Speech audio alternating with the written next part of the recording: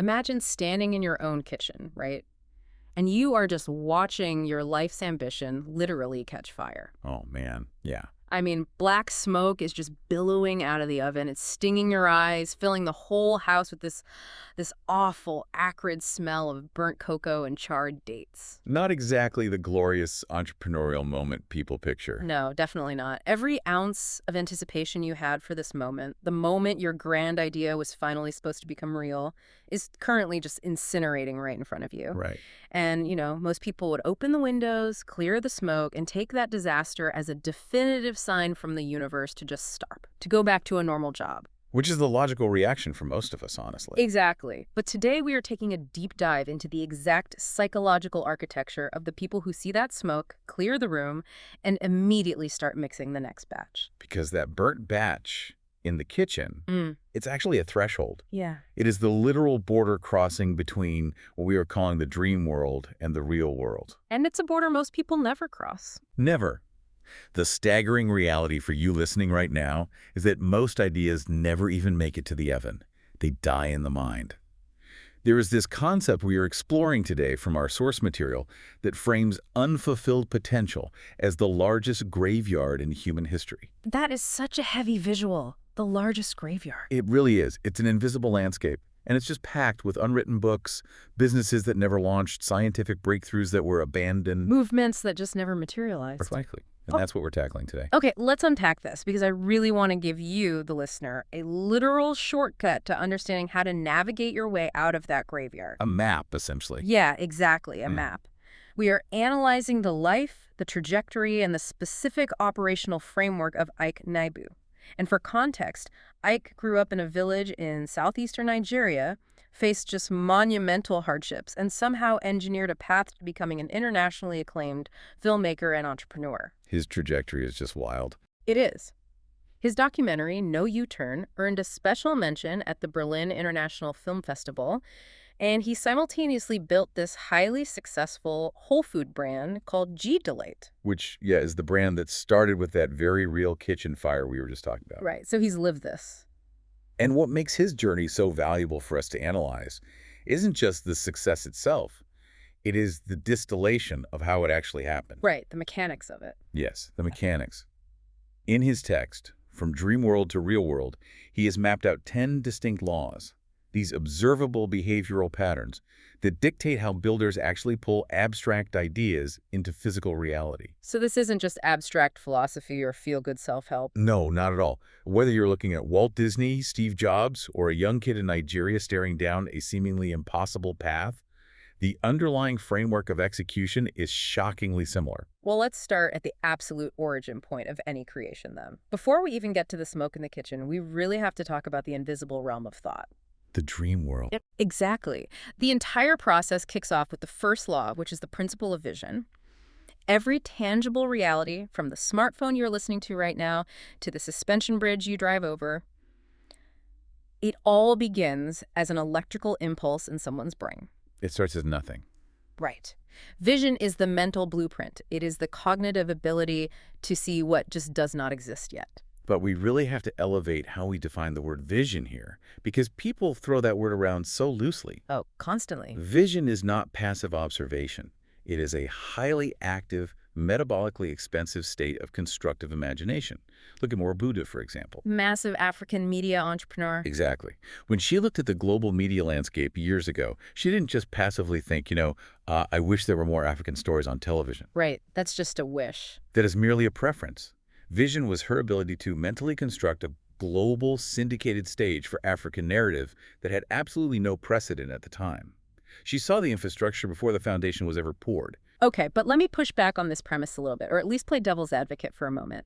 Because the line between vision and delusion feels incredibly thin sometimes. Oh, it's paper thin. Right. Like, I can sit on my couch right now and vividly imagine myself winning a Grammy or, I don't know, building a $1 trillion aerospace company. My brain can construct that reality perfectly. Sure it can. So how is that any different from what Walt Disney was doing before he bought a bunch of swampland in Florida?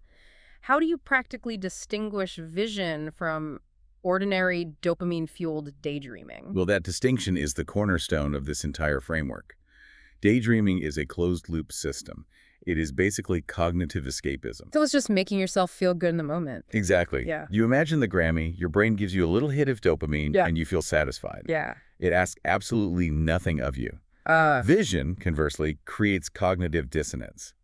It establishes this massive, agonizing gap between what you see in your mind and what actually exists in your physical environment. and that gap is uncomfortable. It demands resolution. A true vision forces you to start asking highly practical, really uncomfortable questions. It acts as a compass, not a movie screen. That makes a lot of sense. So a daydream satiates you, but a vision frustrates you into motion. That is the perfect way to phrase it, yes. We see this early on with Ike. Growing up in his village, he was consumed by a deep curiosity about the broader world. But it didn't stay a vague curiosity. No, it evolved. It consolidated into a deeply specific vision to travel overland from West Africa to Europe, which, for a young man in his specific socioeconomic position at that time, was a terrifyingly massive gap to bridge. And that transition from vague curiosity to a targeted objective is what triggers the second major mechanism of execution, the law of clarity. Clarity, because a vague dream produces a vague reality, right? Always. A vague dream will permanently produce a vague reality. The brain is an incredibly efficient resource allocation machine. How do you mean? Well, if you give it a blurry objective like, I want to be financially independent or I want to do something creative, it doesn't know what tools to deploy. It cannot filter the environment for resources because it doesn't actually know what it's building. I see this all the time. People essentially hand their internal architect a piece of paper that just says, build a nice house. Right. And then they wonder why the construction crew is just standing around paralyzed. Exactly. And biologically, the human brain uses a network called the reticular activating system, or the RAS. Right, the filter. Yeah, it acts as a bouncer for your conscious mind. It filters out the millions of pieces of data you encounter every day, only letting through what it deems important. When you establish absolute granular clarity, you are programming that bouncer. Give me an example of that in action. Take Innocent Chukuma as a prime example. He didn't just want business success. That's too abstract. He developed a crystal clear objective. He wanted to manufacture vehicles locally in Nigeria to end reliance on foreign imports. That is extremely specific. And because the goal was that specific, his brain began noticing the precise supply chains, the engineering talent, and the regulatory loopholes required to build innocent vehicle manufacturing. I mean, Steve Jobs operated on that exact same wavelength. He didn't just want to advance technology. That wasn't the goal. No, he had a very specific user in mind. He demanded that computers be intuitive enough for an ordinary, non-technical person to use without a manual. That one hyper-specific point of clarity dictated the graphical user interface, the mouse, the typography, literally everything. What's fascinating here is how clarity drastically changes your relationship with other people too.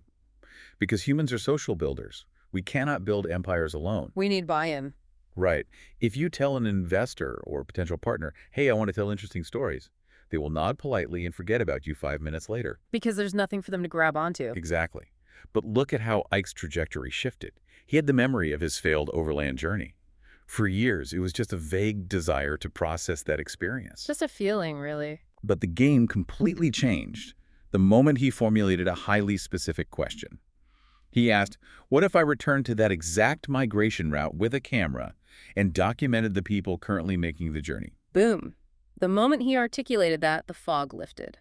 Suddenly, he wasn't just a guy who wanted to be creative. No, he became a director on a mission. He was a filmmaker who needed a specific camera, a specific travel visa, and a specific budget for a designated route. And because he could articulate that exact blueprint, other people could look at it and say, I understand what you are building, and here is a brick to help you build it. People can only resource what they can comprehend. Okay, so you have the vision. You've programmed your reticular activating system with absolute clarity.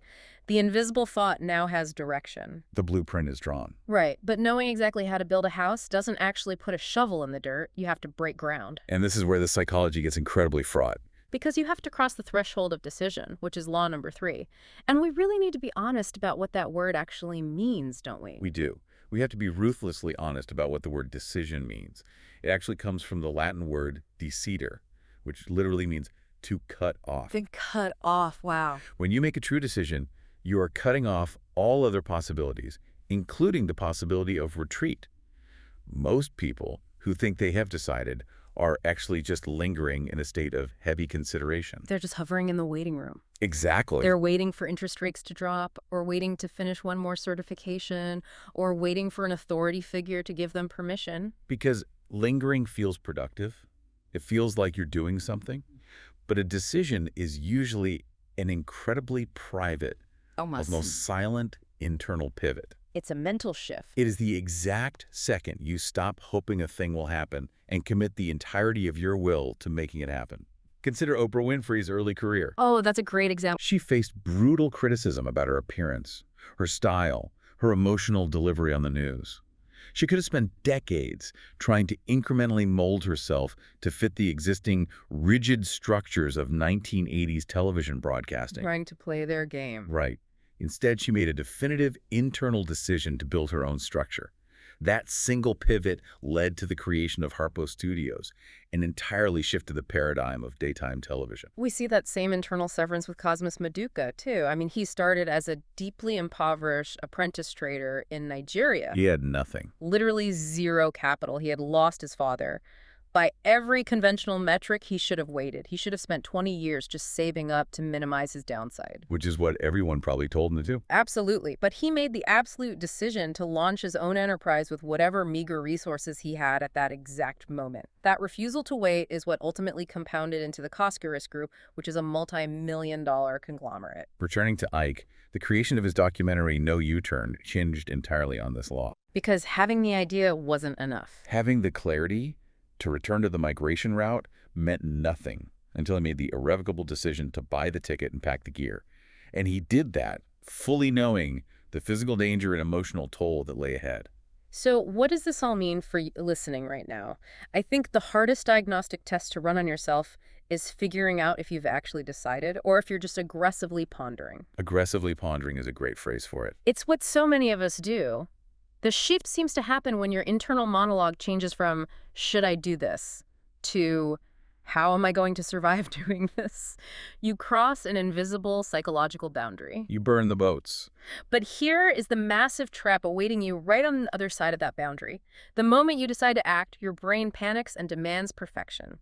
Which brings us to law number 4, the principle of imperfect action. This is arguably the most critical execution gap in the entire framework. You absolutely must start before you feel ready. Which is terrifying. It is. But the belief that conditions must be perfect, that the prototype must be flawless, or that the funding must be fully secured before you begin, that is a deeply ingrained evolutionary defense mechanism. I really struggle with this, honestly. If I'm launching a product, taking imperfect action sounds like a euphemism for releasing garbage and permanently destroying my reputation. That's the fear, right? Like, look at Leo Staneka. He founded Zynox Technologies in 2001 to build Nigeria's first internationally certified computers. A massive undertaking. He did this in an environment notorious for power grid failures, complex supply chains, and a really nascent tech ecosystem at the time. If he had released an imperfect computer that caught fire, he wouldn't just be embarrassed, his company would be dead on arrival. Total ruin. Right. So how do builders balance imperfect action with reputational ruin? It's a vital question. Imperfect action does not mean negligent action. It doesn't mean you don't care. It means launching the highest quality iteration possible within your current constraints, rather than waiting for the constraints to disappear. Oh, that's a huge distinction. If Leo Staneka had waited for perfect national infrastructure, Zynox would never have existed. Steve Jobs and Wozniak were building wooden boxed, crude circuit boards in a garage. They weren't waiting for the sleek aluminum unibody design. Exactly. Tyler Perry was putting on plays in tiny, half-empty theaters, sleeping in his car because he couldn't afford rent. The perfectionism trap is ultimately about ego protection. If you never launch, you can never be judged. Which brings us right back to Ike's kitchen. He wanted to build G-Delight to revolutionize how people consume indigenous African ingredients. But he didn't wait to secure a multi-million-dollar food processing facility. Or hire a team of biochemists. He just bought raw ingredients, stood in his own kitchen, and tried to formulate a healthy snack bar. And as we established at the top of the show, he burned it completely. And that burnt batch of dates and cocoa is the ultimate manifestation of imperfect action. Psychologically, that moment is a crucible. It's where most people quit.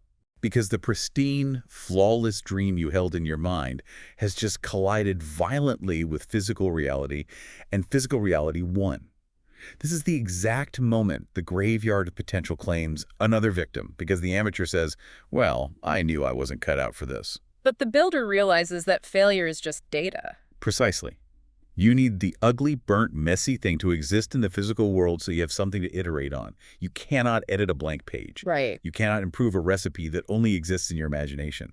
Ike cleared the smoke, adjusted the temperature, changed the ratios, and tried again and again, until he had a prototype good enough to hand to a friend for brutally honest feedback. Okay, so you have forced your lump of clay onto the table. You've taken the action.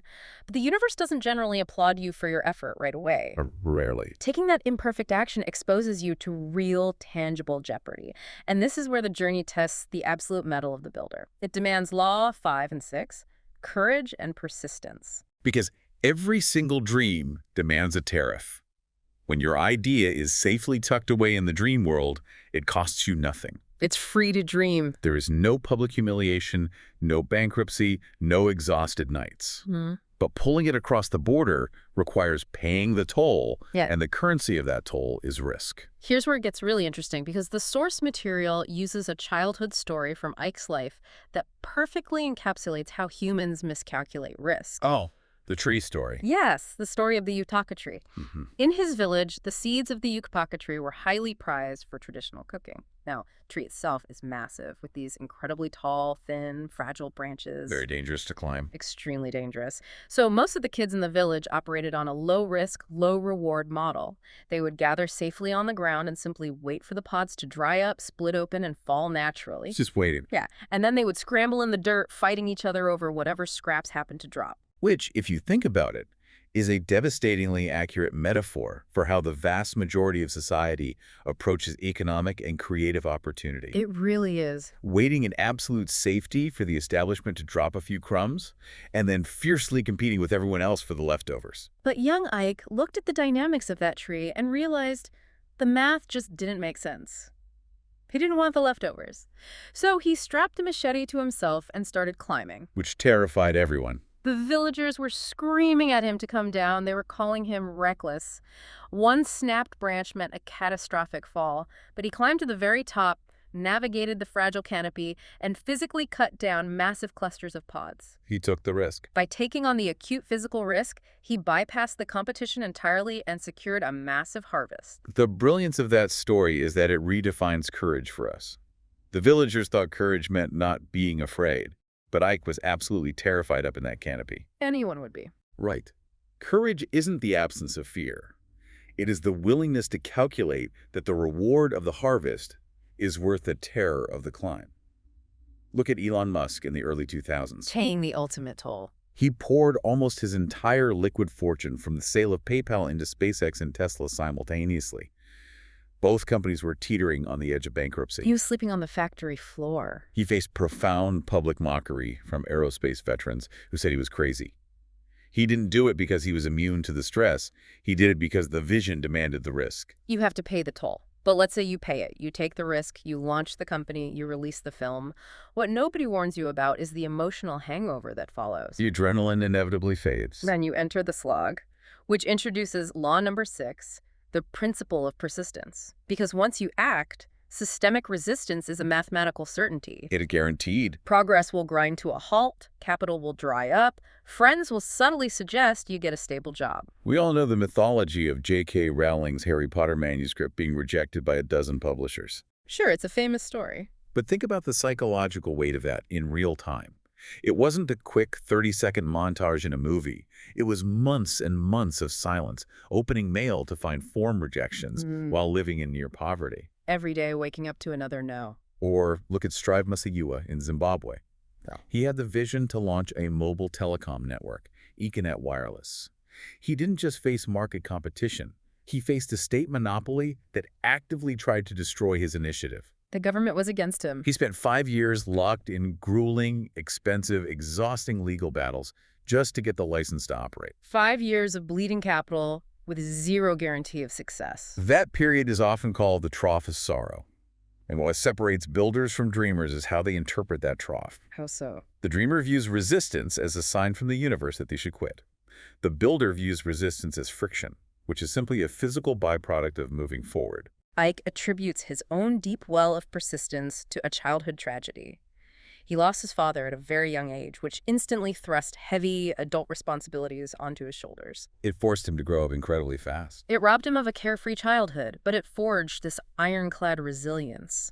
He learned early that no one was coming to save him, and he applied that exact same grim persistence to building G-Delete. Grinding through the unglamorous mechanics. Yeah, the repetitive daily mechanics of supply chains, packaging, and distribution, long after the initial excitement of the idea had worn off. But we have to make a crucial distinction here, because persistence is frequently misunderstood. What do you mean? True persistence is not stubbornness. It is not accelerating your car into a brick wall over and over again, hoping the concrete will yield before your bumper does. Ouch. Yeah. True persistence is compounding execution. It is the ability to maintain forward momentum while continuously analyzing data, absorbing feedback, and improving the mechanism. But let me interrupt you right there, because this is the exact paradox that destroys people. You just said true persistence isn't accelerating into a brick wall. Right. But when you are in the middle of the struggle, how do you know the difference? It's hard to see from the inside. How do you know if you are Strive Masiyiwa fighting a noble 5-year legal battle that will end in victory, or if you are just a victim of the sunk cost fallacy, burning your life savings on an idea that the market actively hates? When is persistence actually just toxic delusion? That is the most dangerous intellectual trap on the bridge. And it is precisely why law number 7, the principle of adaptation, exists. Rigid dreams shatter. Adaptive dreams scale. Explain that. The key to surviving the brick wall is decoupling your core purpose from the vehicle you are using to achieve it. Decoupling the purpose from the vehicle. Give me an example of that. Look at Netflix.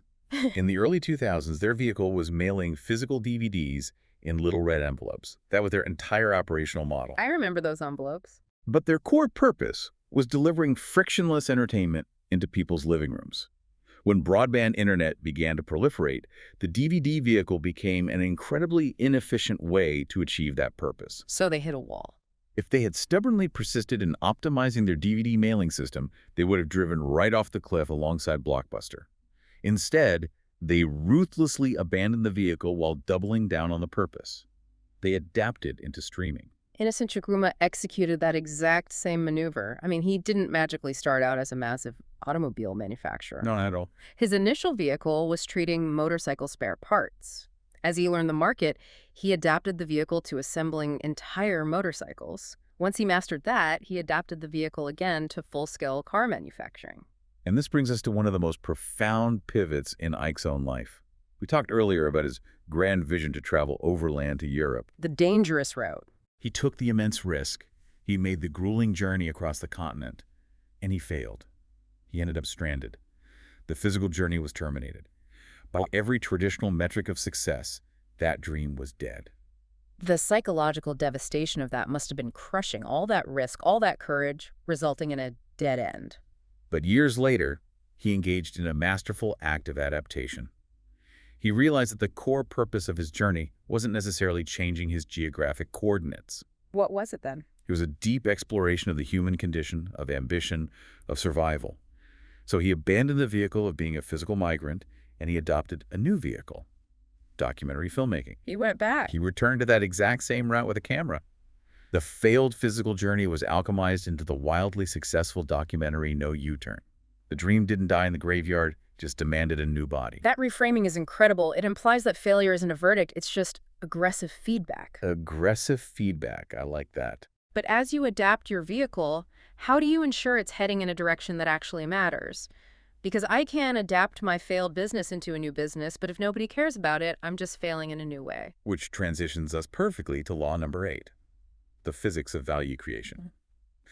Reality only rewards ideas that serve people. It has to be useful. When dreams are initially born, they're almost entirely selfish. And there's no shame in that. The initial spark is usually, I want to be wealthy, I want to be recognized, or I want autonomy. It's pure ego. I want my name on the building. Exactly. But dreams powered exclusively by ego do not possess the structural integrity to survive the long haul.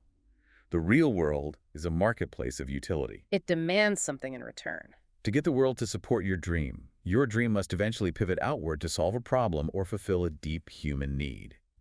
Bill Gates did not build one of the most valuable companies in human history, merely because he wanted to be rich. He solved a massive problem. Microsoft succeeded because it provided an astronomical amount of value. It democratized computing power, giving ordinary individuals and small businesses the tools to vastly increase their own productivity. Aliko Dangote is the perfect African corollary to this. He didn't build his fortune chasing fleeting crypto trends or building luxury apps for the ultra-wealthy. No, he looked at the foundation. He looked at the foundational bottlenecks of an entire continent and built heavy industries: cement, sugar, salt. He provided the literal building blocks for infrastructure development across Africa.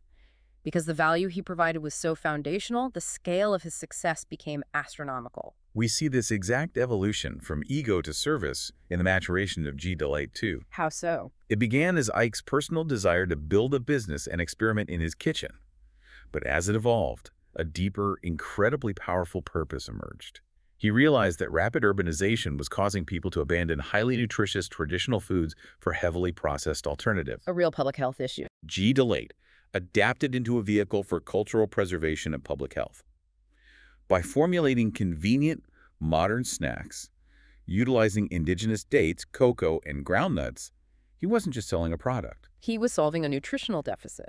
And reconnecting a population with its agricultural heritage. And when you create that kind of undeniable value, the physics of your journey fundamentally alter. You stop having to violently push the boulder up the hill, and the hill actually begins to pull the boulder upward for you. The dynamic flips. The market starts demanding your product, investors start seeking you out, and that shifting momentum brings us to the final phase of the architecture, where steady execution explodes into exponential growth. If we connect this to the bigger picture, we're talking about law number 9, the principle of momentum. Small, seemingly insignificant progress compounds into unstoppable outcomes. The snowball effect. We are deeply conditioned by social media to believe in the mythology of the overnight breakthrough, the viral app, the sudden celebrity. But when you look under the hood of any empire, you find the flywheel effect. And a flywheel is incredibly heavy. When you first start pushing it, you exert maximum effort just to get it to move 1 inch. It feels utterly disproportionate. Massive effort for microscopic results. Which is exactly why the graveyard of potential is so full. People apply effort for 6 months, look at the minimal results, and conclude the dream is unviable. They walk away right before it starts spinning. But the expert builder understands the physics of compounding. Look at Serena Williams. The world celebrates the Grand Slam victories, the raw dominance on the court. The overnight success moments. But the dominance was simply the visible explosion of thousands of invisible, agonizingly boring practice sessions stretching back to her childhood. Every single drill, every dietary sacrifice, imparted a tiny bit of kinetic energy into her flywheel. Ike Nnaibue's entire biography is a masterclass in compounding momentum. There was no single cinematic leap from the village to the Berlin Film Festival. It was step by step. It was a sequential chain reaction. His childhood curiosity compounded into the courage for overland travel. The trauma of that travel compounded into a deep empathy for marginalized narratives. It all built on itself. That empathy channeled into an interest in performing arts. The arts transitioned into storytelling. Storytelling tightened into documentary filmmaking. And the logistical skills required to produce films ultimately transferred into launching a consumer goods startup. Every single phase harvested the skills and network of the phase before it. It is a perfect compounding curve. And when a builder sustains that momentum for a lifetime and the value they create is profound enough, the dream eventually reaches the ultimate stage of evolution. Law number 10. It achieves legacy. Legacy. So what does this all actually mean? We talk about legacy as if it's just a bronze statue in a park somewhere. Legacy is what happens when a dream outlives its creator. It is the moment the builder stops asking, what can I achieve in my lifetime? And begins asking, what infrastructure am I leaving behind for the next generation to build upon? The quintessential example here is the Nigerian novelist Chinua Achebe. When he wrote Things Fall Apart in the late 1950s, he wasn't just trying to hit a bestseller list. He had a much larger mission. He was executing a calculated mission to reclaim the narrative of the African continent from colonial literature. He presented Igbo society with intense dignity, complexity, and historical weight. And the impact of that is immeasurable. Long after his passing, that singular piece of art continues to fundamentally shape how global literature is taught and understood. He built a narrative bridge that millions of people are still walking across today. Nelson Mandela operated on that same transcendent level of legacy.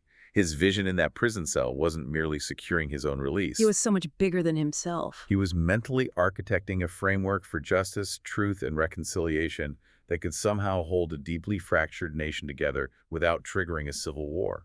He built a socio-political reality that outlasted his presidency and his life. And Ike is actively constructing his legacy on multiple fronts right now. By filming No U-Turn, he didn't just advance his career. He permanently archived the voices, the faces, and the struggles of migrants, whose stories would have otherwise been swallowed by the desert sands, entirely forgotten by history. Preserving history. And through his business, he is establishing agricultural supply chains that ensure future generations retain access to their ancestral foods.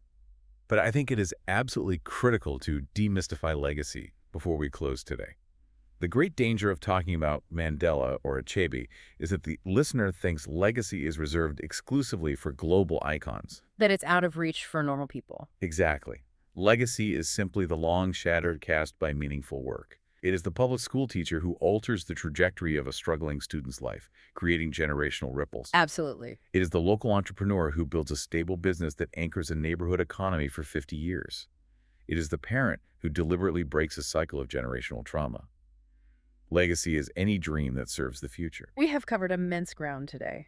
This raises an important question for every single person listening. We have mapped the entire architecture. We have seen how a vision must be sharpened into clarity. We examine the agonizing threshold of decision. The necessity of imperfect action and the toll booth of courage. We've explored how persistence must be paired with adaptation. How ego must evolve into value. And how momentum compounds into legacy. The framework is laid bare. The question is, are you merely acting as a tourist in the dream world, reading books and listening to deep dives about how things are built? Or are you actually going to endure the smoke in the kitchen to build something in the real world? That is the ultimate reckoning. At the end of Ike's text, there is a Dream Builder manifesto that essentially demands you stop wandering the graveyard of unfulfilled potential. So I'm going to issue a direct challenge to you right now. Listen closely to this. Think of that one idea. You know exactly which one I'm talking about. It's the one that keeps visiting you in the quiet moments. The one you keep pushing away because you think you lack the funding, or the timing is wrong, or the risk of humiliation is just too high. The one you're afraid of. I challenge you to identify the absolute smallest, most pathetic, most imperfect physical action you can take to move that idea into reality within the next 48 hours. Just 48 hours. I don't care if it's writing half a page of a terrible first draft. I don't care if it's registering a domain name. I don't care if it's standing in your kitchen and burning your first batch of ingredients. Just do something. The bridge from the dream world to the real world is standing right in front of you. You have the blueprint. You just have to be willing to take the first messy step onto the wood. Because if you don't, well, the dream world is always accepting new residents. It never fills up. Let's make sure your brilliance doesn't end up buried in the largest graveyard in human history.